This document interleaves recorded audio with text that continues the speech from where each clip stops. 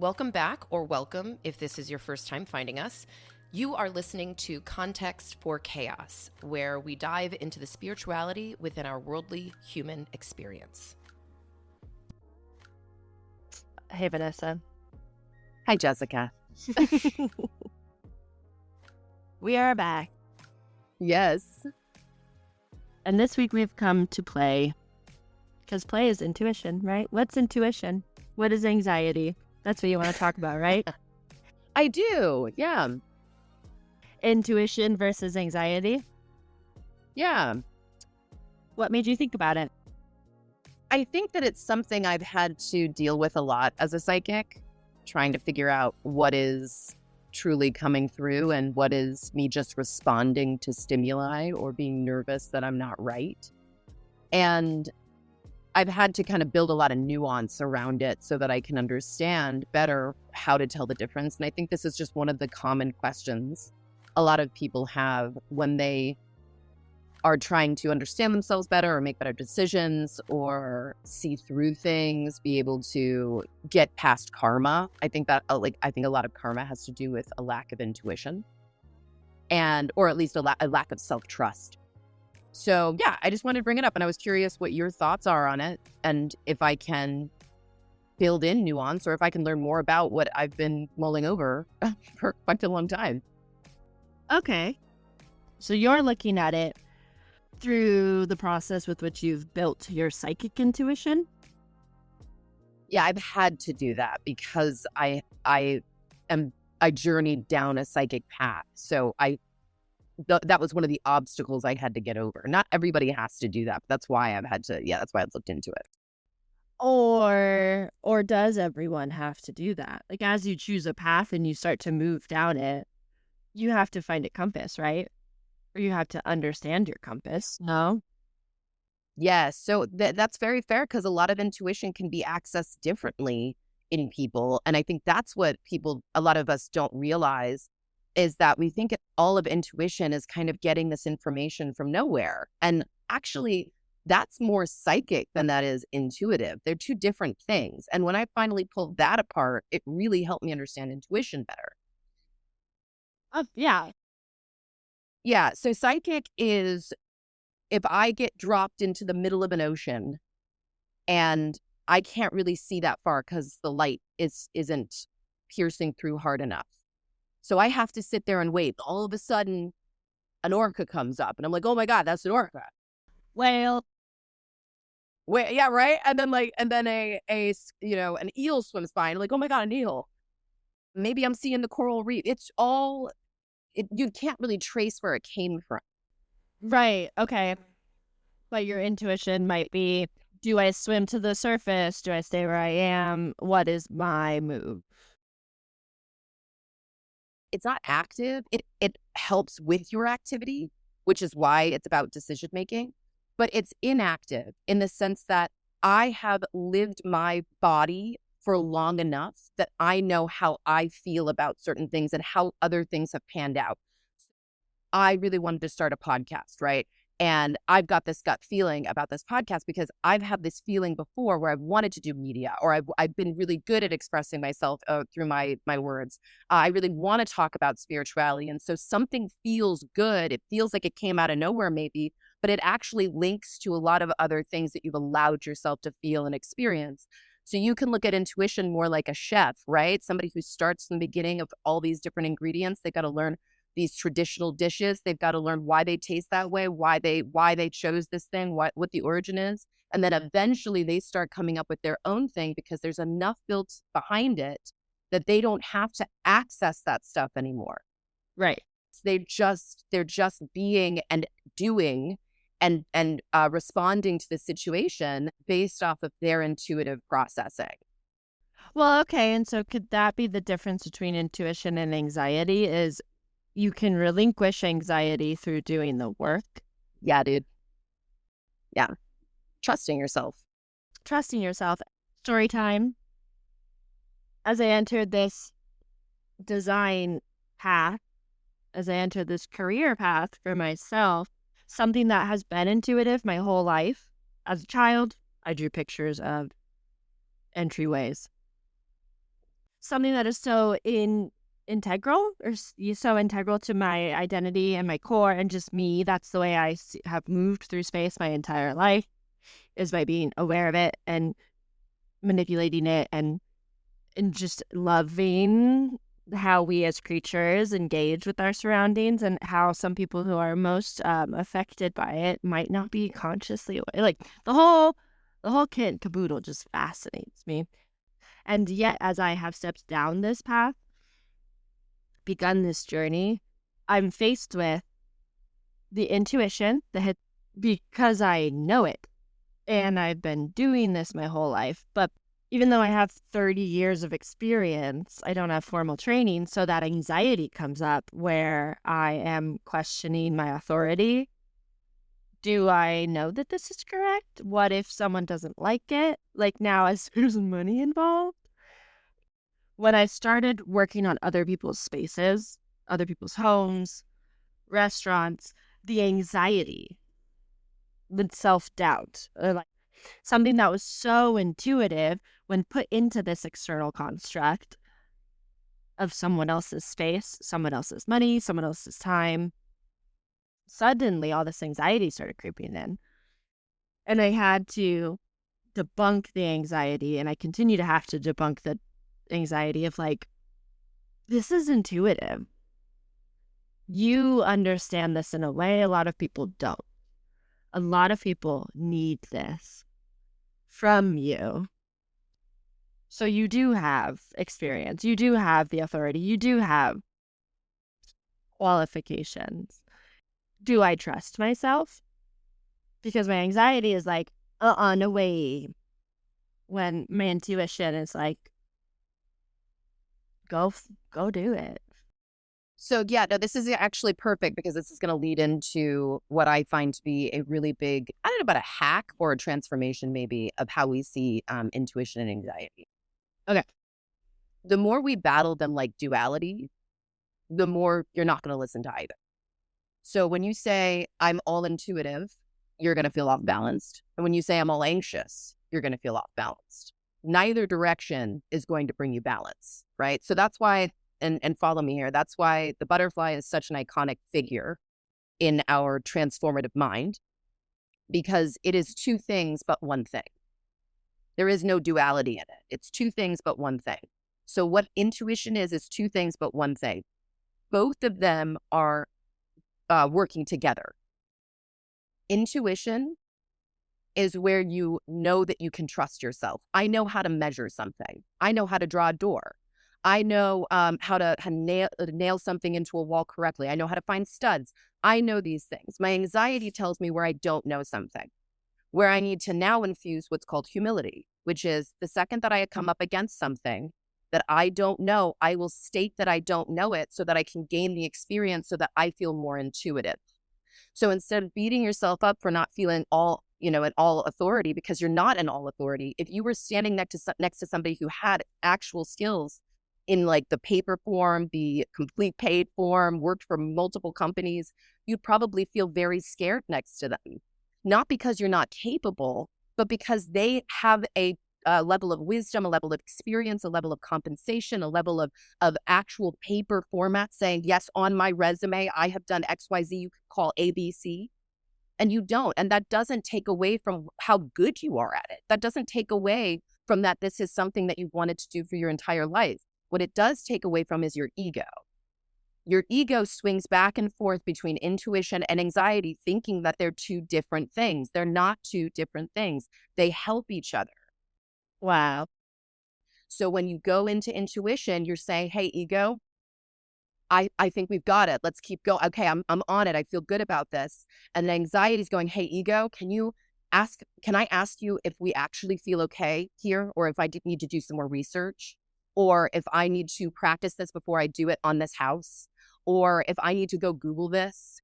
And it's actually looking at your ego in the appropriate way, which is a malleable function. It just will not do anything unless you talk to it directly. It doesn't work with projections. It doesn't work with ghosts. It doesn't work with just fear. It works with direct communication. Right. So you can say, we're riding the reins, and you can also say, I don't know if I feel ready for this. I feel a lot of anxiety. Is there something that I need to prepare for? Do I need to get up earlier? Do I, all these things. So that's a bit of big wall that I had to get over of how to get better at my talent, is that failure does not tell you anything about how good you are. As a matter of fact, it makes you even better, because now you know what you wouldn't do anymore. Like, we talk about how I'm going to redecorate my apartment. Do you know how many things that I've had to nix out of possibilities because I've learned my lesson about my apartment? It's a very simple thing, but I've wasted a lot of money with that. So intuition is also built on failures. Intuition has nothing to do with your talent. It has to do with nudging you in a direction because it wants to experience something. Anxiety makes that experience more accessible to you, and then you get to go off into the world to feel like you mastered it. It's your mountain. So the closer you get to a mountain, the scarier it gets, because the bigger it gets. Of course, anxiety is going to come up, but do you think you can climb the mountain? That the intuition's pushing you to the mountain. The anxiety isn't telling you you can't. It's telling you, oh shit.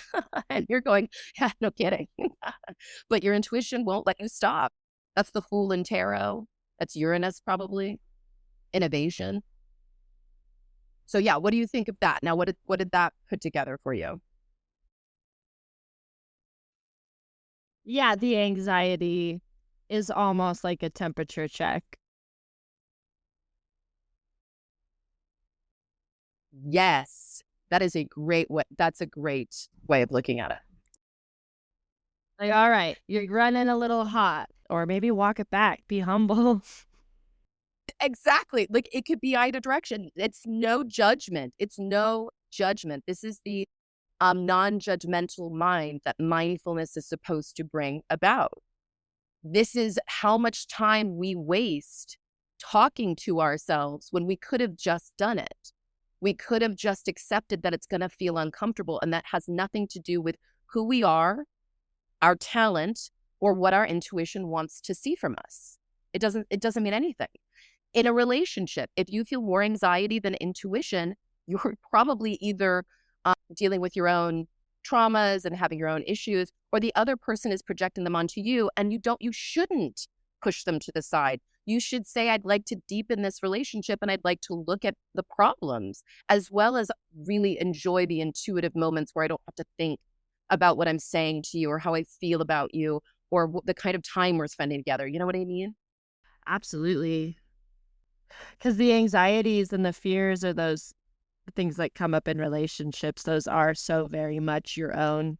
Like the breakthrough I had, the restructuring that I had an opportunity to do just yesterday, of a big feeling came up in a beautiful moment. It was a very, very good moment with someone, and big feelings came up, which would normally be, which not normally, but in my experience had been a trauma response. Yeah. Yeah. I had that same kind of hit, big feelings in response to intimacy and the fear, the anxiety.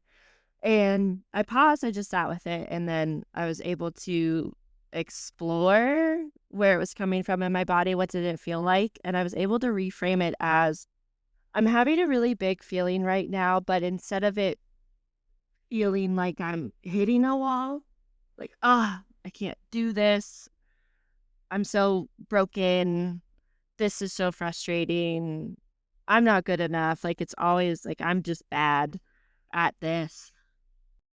Yeah. Yeah.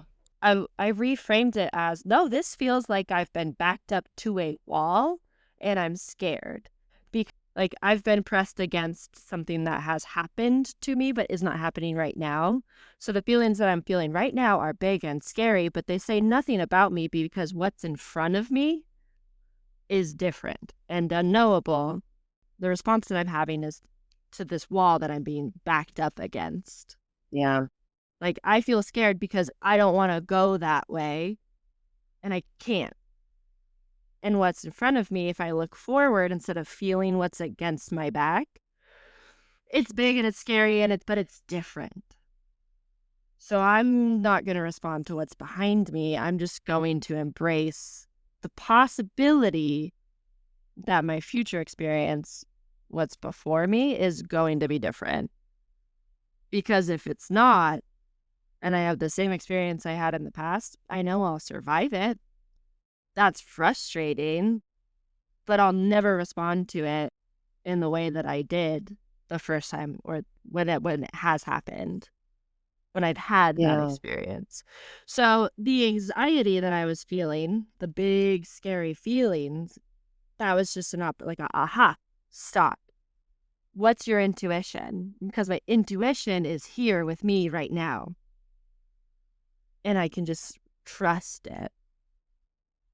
And that was such a small little moment, not like a big career thing or like these big brain things. That was a small little heart thing that sometimes produces the loudest emotions. And I felt able to just hear my body. But I wouldn't have I probably wouldn't have had that opportunity had my anxiety not been like, "Boop, boop," sound the alarms. Well, you've brought up another big part of the issue between intuition and anxiety. Ooh, the issue. Yeah, because it's hard to tell the difference between the two. Right. This is theoretical. What I'm saying is hitting your brain, but we got to hit your heart now. So the thing that you're really worried about, and what we're all really worried about, is not intuition or anxiety, because intuition and anxiety aren't really us, right? It's something pushing you or something making you scared, something that you are drawn to or something that is making you react without thinking or react in impulsive ways, very moon-like and very sun-like. What you're grappling with, which is the seed of the problem, because that's one of the harder things to get to without humility, because if you don't have humility, you can't ask yourself a question because you're so on your own side. You are so completely invested in the way that you see something. You can't hold enough realities at once. You'll just crack. So that's definitely when you want therapy. And you want therapy at any point, but like that's to feel safe to hold multiple realities is one way of starting to feel less anxious. Otherwise, it's just one way, and this is the only way that's going to happen. And then that's when really anxiety gets out of control. Oh, Yeah, because it's like, I'm always going to not always, you don't know that you're going to get angry all the time at a reaction, but some people always react with anger and they don't see it that way. So it's harder for them to see the anxiety behind the anger, because anger is a part of their protective shield. And for them to take that away would be to leave them far too vulnerable to handle situations, right? Because everything has to be in the defense. okay. So if these two things aren't you, then what is you? Then who is it that is feeling this intuition or this anxiety? What part of you is truly having this moment?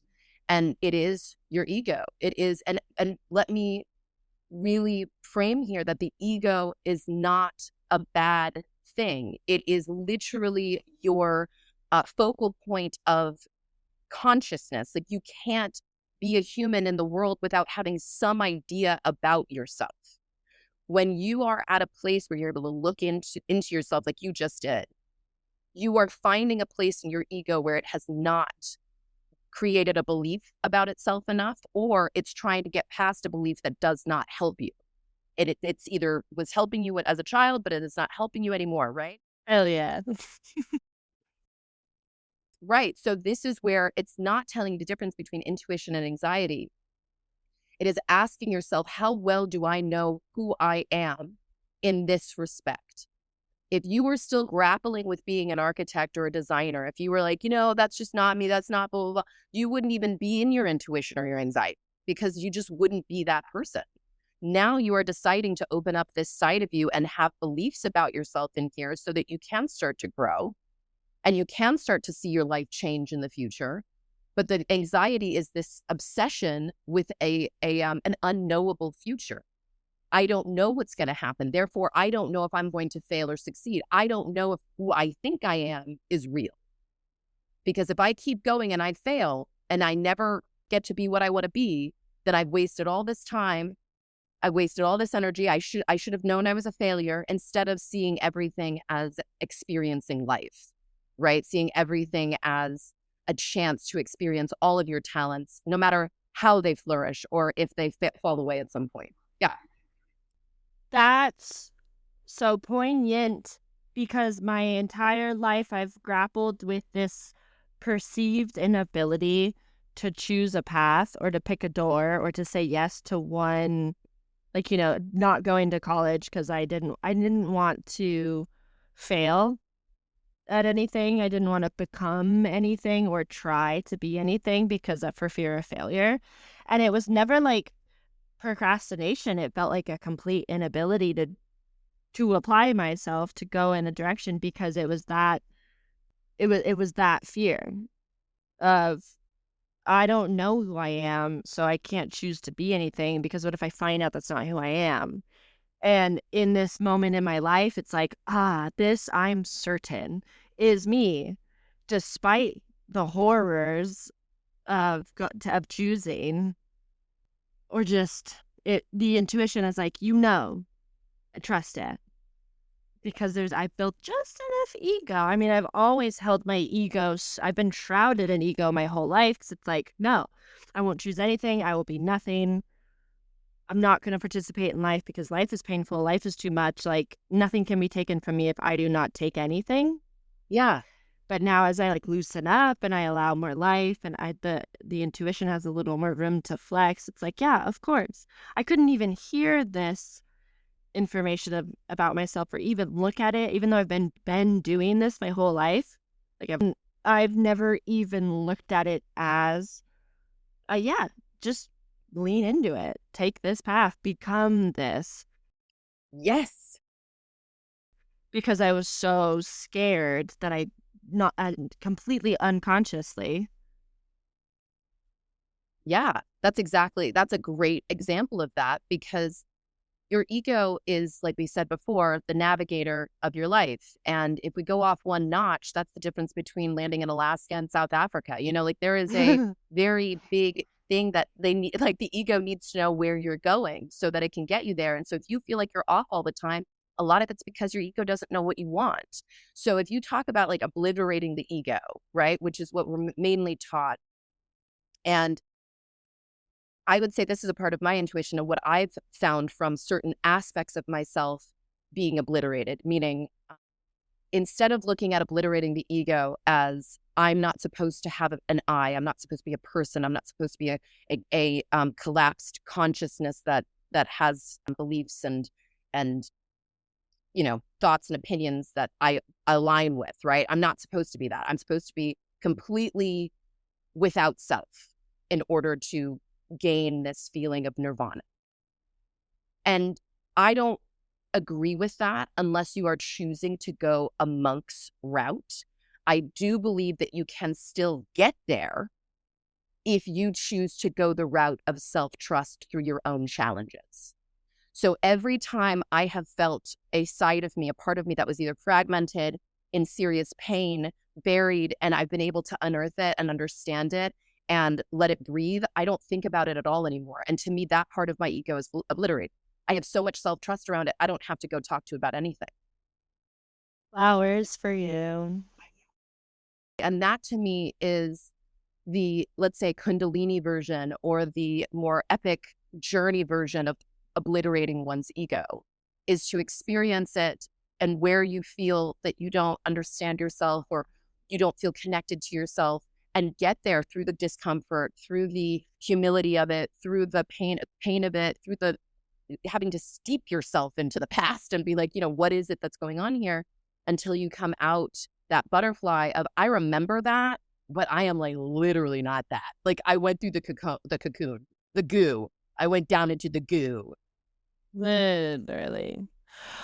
I became goo. You became goo. Wait, all egos are going to get punctured, are going to be tested, are going to be, you might have to, you're going to have to do some maintenance work. Yeah, and there could be more than one ship.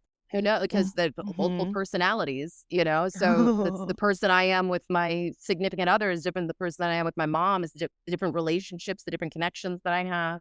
Yeah, but you get to choose what that vessel looks like and feels like. And You are a multi-dimensional human. You're a multi-dimensional human. That means that certain areas of you may be more evolved or Innate. yeah, and well, smooth. Like I don't have any problem here. I don't feel a problem here. Like some people say, I've never had a problem in my career, but I've always had a problem in love. Or I've never had a problem with friendships, but I've never been able to get along with my parents. There's many different things that happen to you that create fragmented egos, but egos that work in certain areas. Mm. And I don't know yet. I haven't come to a conclusion yet by any means if there is one final ego for anyone that somebody like kind of gets over, or if all these different things are like gardens getting tended to. And I don't want to come up with the answer to that until I read more and I like experience more. But I think where I am and where a lot of people are trying to get to, knowing that your ego is malleable, multidimensional, needs to be directly spoken to is not a bad thing and can be transcended by true self-trust, which often takes a long time. It feels easier to work with your anxiety and your intuition as these energies rather than who you are, because that's what we do. We put them onto, I am my anxiety and I am my intuition. Yeah. It reminds me of the third season garden. Sometimes you plant a seed that doesn't bear fruit for years. But through intentionality and patience and trust in your own hard work of showing up, you wouldn't have been ready for fruit the first year. Totally. You know, it would have been, Would have spoiled it. yeah, incorrect and spoiled it, instant gratification. Like there are, but then you get incredible flower explosions, you know, in the spring and then again in the summer and sometimes in late fall. And it's like you have all these different components. And if you add that abundance, then you do get things to enjoy right now. You get flowers now, you get fruit later. There are quiet seasons of going inward and fortifying and coming out. Like, but it's intentionality and it's hard work and it's trust that things will change. They'll come, they'll go. But like it's your garden. And accepting that that will happen too. And you talk to it directly. Yeah, exactly. And yeah, speak to yourself directly. The more you know of yourself, and then on top of that, the more you allow life to keep speaking to you. You're never going to be one set response. And maybe I'm leaning more towards the multidimensionality of an ego rather than everyone has their own energy source and their own way that they speak to their intuition. So some people may feel like more comfortable in the multidimensionality, while another person might want to find all the fragmentation to go more to a consistent personality. Whatever, you know, it's your life, it's your consciousness, it's your trip on this earth. It's just to remember that who you are is essential to what it is that shows up in your life. So where you don't know who you are is where fear will creep in. Where you do not trust yourself is where fear will creep in. That's not, oh, you're bad. Oh, let's double down on this horrible self-talk. Oh, let's make sure that we destroy everything around us because we don't want to lose anything. Well, you lost it. You know, or yeah, self-fulfilling prophecy right there, you know. That's where we think that somehow we have control over life. The only thing that we have control over is the ability to calm ourselves down and to connect as well as we can and to accept it when we make mistakes and to learn how to forgive when we're betrayed, or at least to move on, or at least to learn to trust again. There are fundamental things that we got to get better at inside of our systems that I think will help through that intuition and anxiety. If the people listening or anyone beyond would like to live their life in a more direct, intentional way, rather than feeling like they're constantly wasting time. Like, because you've built a boat and there will be leaks, but have you developed the mindfulness to listen for those leaks? Go find, that's the anxiety. Just go find that leak and patch it up. And you've cultivated the mindfulness to listen for it. You have the intuition to know that you'll figure out how to patch it and what it needs. Yeah. Like what your specific vessel, what your specific ego needs to patch that hole. There's a book I want to like let everybody know about. I tell everybody about this book. It took me a long time to read it because it's really freaking thick. Yeah, it's very thick, but it's a really great place to start if you enjoy psychology, but also really want to understand it through an Eastern kind of perspective. And it's called Eastern Body, Western Mind by Anodia Judith. And I'm pretty sure Anodia Judith, I think. And she goes through each chakra and she explains how you would experience that, where that chakra shows up in your environment, how you experience that chakra through energy. It's either deficient or overactive, or how it feels when it's like actually working correctly. And the words that she uses though are psychological in the sense that you won't have to just stretch your mind into a lot of language that you haven't been exposed to as well as psychology. And then she goes deep into how it feels, what you need to do in your body to start knowing yourself, because your body is you. Your mind is your anxiety. Your body is more intuitive. That's the difference. Your mind is wants to figure out how to fix things, how to improve things, how to circumvent things. Your intuition is your body wanting to move through space. So if you don't know who you are, your body's going, well, I mean, I can't, you're not either letting me or you aren't listening to your environment in order to adjust me. It's the ability to think and feel at the same time. She brings up a lot of that stuff in a way that I think makes people really look at how they are behaving in the world in not knowing who they are. That sounds like an excellent tool to pair with the factoid within human design that less than 1% of us have the ability to make decisions using our mind. Like such a small, minuscule amount of us have that mental authority.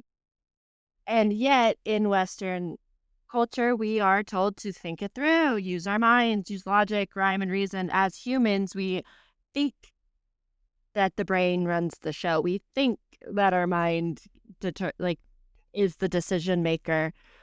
So I think I'm going to read that book because that sounds like such a cool tool to pair with that notion of like relinquish the mind.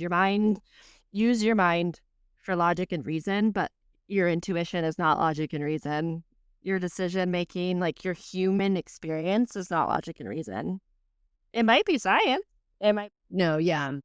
Might be scientific fact and magic and, but it's not thinking it through. No, it's not you experiencing the world through your body. Your mind, I read this really great article between what's the difference between thinking and feeling by this professor of this South African college. And he gave the best explanation. The feelings place demands on the mind. That's all it is. I feel this. Ooh. Please do something about it. Right? So the mind then goes, or it feels self-mastery and it goes for it and it's good. So anxiety is the mind, but the feeling is coming from the intuition or the body. And so the mind then reacts. So think about it less like, and this is just every day. We're not talking about scholastic thinking where nothing is hidden your emotion. It's all is like retention of knowledge. But this is just you in your everyday life. Like you said, we imagine our thoughts are supreme to our feelings, but really our thoughts are responding to our feelings. So our feelings are happening first. That's what happens first. The second thing that happens is your mind interprets it and then has a reaction to the situation. However you have decided in your ego that's going to happen. It's either going to be a reaction that you have not decided anything about, and so therefore it's a karmic loop, or it might be something you wish you regret, or it might be something you feel was not your best, or it can feel more like self-trust and intuition, and we're riding this wave, and it doesn't really matter how I feel. It just matters that I'm going with my feeling or my gut or my whatever. Either way, you still are impacted by the outside world. You cannot get around that. You can't get around that some people will be great and some people won't. You can't get around heartbreak. You can't get around failures. You can't get around those things. You just can't. You also get blessings. You get moments in your life where you meet the most amazing human being and you have the most amazing experience. You get to travel across the country or across the world and have meet all these new people and have all of these new memories. There's so many things that happen in life that the more we keep anxiety as this separated thing that happens, which is not a separated thing that happens, then the more it rules you and the more time you waste. And I think if there's any thesis statement I would put on this, is that I believe that people are so obsessed with the difference between intuition and anxiety, or that would be a question that anybody would want to ask because they think they're wasting time. You think you're wasting your time, you know? So am I wasting my time with this person? Am I wasting my time on this job? And how much? I don't, because everything's about death. Everything is about the end of your life, you know? So that's one of the reasons you didn't want to keep going in college, because I don't want to be stuck doing something that I actually don't love. I don't want to be at the end of my life wishing I had done this differently. That's good. Yeah. So that's the thing. You are wasting time. Try not to waste time. Right? Yeah. You are wasting time. And this is coming from also personal perspective. Like there was so much time I wasted. And actually, I probably was gestating, you know, because I always think about this stuff, but I'm always trying, like you, I'm always trying to improve. I'm always trying to look at myself. So I can only sit on one egg at a time. right, exactly. Like I do think this is good timing for where I am in my life. And I do feel that my ego, my emotional stability can support the ideas, the thoughts, the transformations, the wisdom that has happened. And I don't feel in conflict with myself and so much with my life. And when you're in conflict with yourself, what happens? You stall, you question, you spend day after day not actually doing what it is that you want to do. You tell yourself, well, once I get to the top of the mountain, you didn't even look at the very bottom of it. You didn't look at the middle of it. You didn't look at any of it, but you're going to scare yourself with the top. So these are things that help us get back into the present moment so that we can actually start doing things. This is why I think we all need to really learn this and practice it, right? Because it is a practice. Observing your anxiety and thinking about what the feelings are asking for. Not trying to surrender or sacrifice to the feelings and the anxiety. Don't try to appease the gods of anxiety. Just listen to where they're pointing you. Exactly. It's scary at first, but it really gets that humility going. And once you have humility, you have multiple realities. And once you have multiple realities, not one is going to stab you and kill you. You know, like you'll have more than one. Humility is so huge, and that is something that we can talk more about humility maybe next week.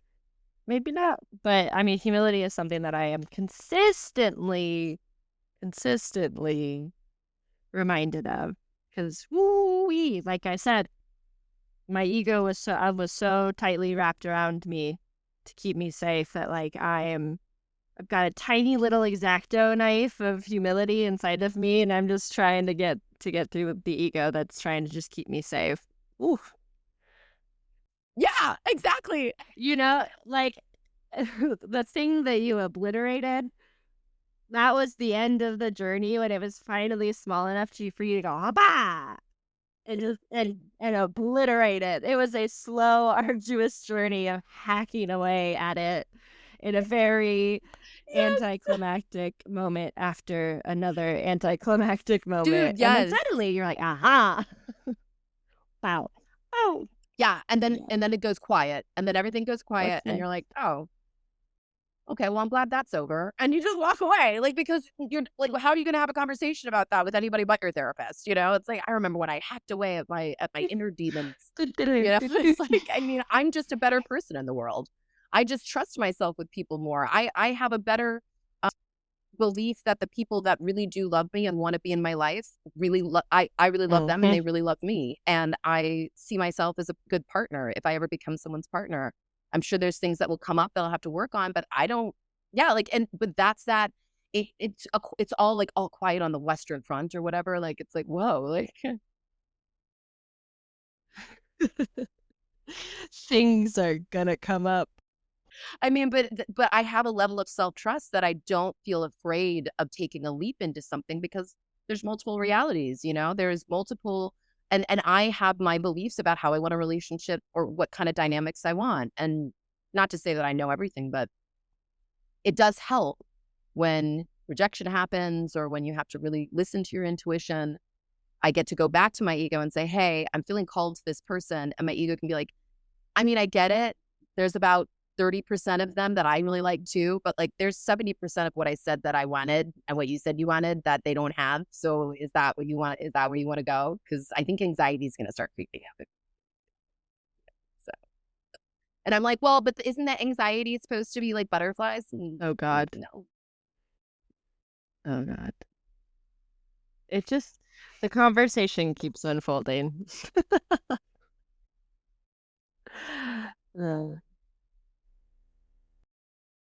This is awesome. I thank you so much for wanting to get into this because I don't know if I've ever actually said it fully out loud before. It's all just kind of been a feeling in me. Like I've never written it out. So us talking about it and you giving me your impressions of it helps me formulate what my translation of it is, because I'm hearing where you are and I was there. I'm like a mile ahead. I'm not even, I'm going, yeah, I know where you are. I know where you are. You're looking at the middle of the mountain. Me presuming that I'm at the middle. It's okay. It's okay. You can't even see the top yet. And I'm like, yeah. I'm in the middle. Right? I can like still see base camp. I'm just circling at the same altitude. Exactly. Okay, great. Beautiful. This was awesome. And as always, our inbox remains open. Yes, please. As the person chopping and screwing things and adding descriptions, if there's anything that you're wanting to uncover from within our minds, anything that you want to share, anything that you want us to share, or even just say hi. If you're here, say hi. Yeah, just say hi. Say hi.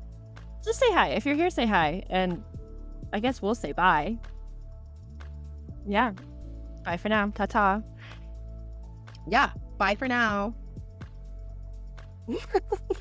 Toodaloo. Thank you for joining us. And until next time, as above, so below, blessed be.